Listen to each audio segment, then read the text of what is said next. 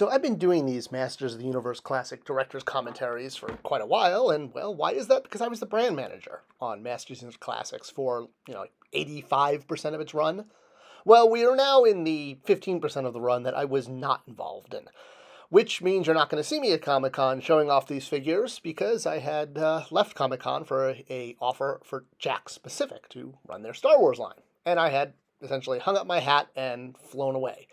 So that left a new team to manage it, and unfortunately, Maddie Cutler wasn't really an official position with Mattel, so a temp, Kim, there in the center there, was brought in. She reported to me, she handled all the logistics for Maddie, like the calendar, but she was basically put in charge of the entire line. And Kim's a fantastic person, but she was not an experienced brand manager or an experienced toy collector, so it really wasn't the best fit to be working on this line. But again, Maddie Collector wasn't a full-time job, so it wasn't going to get a new hire. And so that meant getting to Twistoid and Rotar. Not Rotar, Rotan. Excuse me, I did it again, Rotar, not Rotan, that's the vehicle.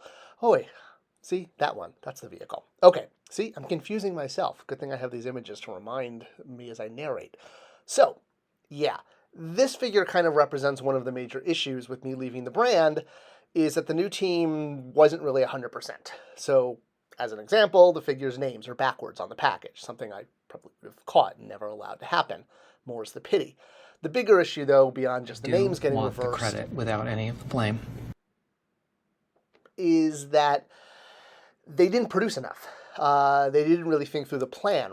This was a Comic-Con item, a bonus figure. It was not part of the subscription. So because of that, they just produced for the show.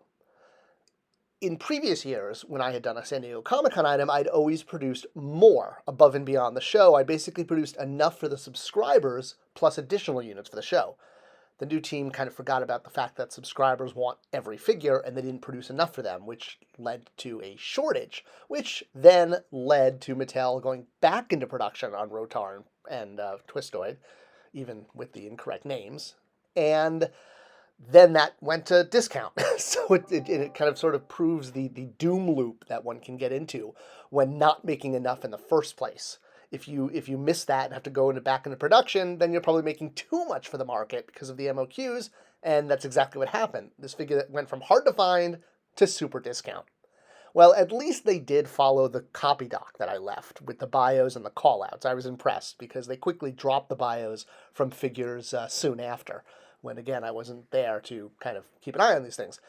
And we knew that both Twistoid and Rotar were very popular with fans, but were odd figures that fans were excited to see how in the world were we going to turn these characters into classics figures, because in the original line, they were, well, they were like Bakugan. They were small spinning figures. And turning them into articulated humanoid characters meant not only doing multiple sort of bodies, but a lot of accessories, which is why they wound up as a Comic-Con figure, because there was just so much more deluxe about them. We did want to capture the original spinning tops concept that the vintage figures had, but at the same time wanted to be able to transform them into humanoid form, if you will, which is why we had interchangeable lower torsos that could be clicked in. You remove the top part. We didn't want to just give you the figure with the tops. Again, because while that's kind of like their action pose, we knew that there was going to be some sort of, post-battle scenes where they were going to want to walk around and hang out with the masters or the other evil warriors. Because, yes, like most things, you get two. It's like, the horses and the cats. There's always there's an upside and a bad. And, of course, we did not want to pull one of those, Cannonball X-Force things and not include the proper bottom section. New bios, new parts, new reimagining, and yes, you could interchange it with existing parts too because of the other lower torso, bottom torso characters like Kiss and Mermista. All the joints were made to be universal, which was also something I was very adamant about throughout the line because of customization. And what was nice is these figures still spun. They, you didn't have the ripcard effect, but you could still spin them around, and they did their little dreidel effect. So, you could play games and action figure doinky doink all at the same time. Plus, come on, tons of accessories. This was a really great value. And I was so glad to see them because when I left the company, when I left Mattel, I was worried about what would happen in the line. Would they just stop it? Would they keep it going? Who was going to run it? So, while not enough were made Originally, yeah, they went back into production, but that's never good for anybody because then it devalues the figure and Mattel loses money. But, it's what you do when, things must be done. But these figures were definitely representational of kind of the transition of me leaving Mattel. I was there to put them in the line for the line list, but was not there for any of the production. So if you want the original ones with the correct names, hey, the vintage figures are always there. If you manage to scoop one at Comic-Con, and if you want the Rotan, it's coming too.